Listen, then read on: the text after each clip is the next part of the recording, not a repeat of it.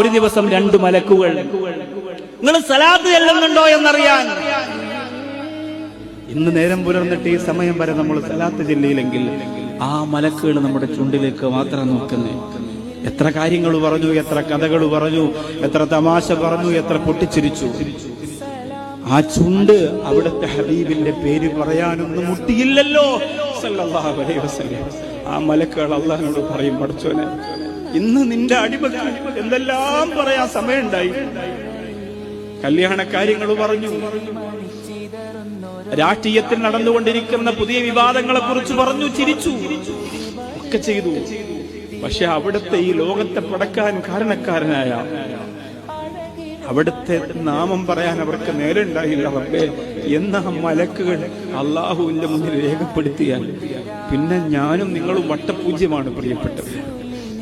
പിന്നെ നമ്മൾ വട്ടപൂജ്യമാണ്.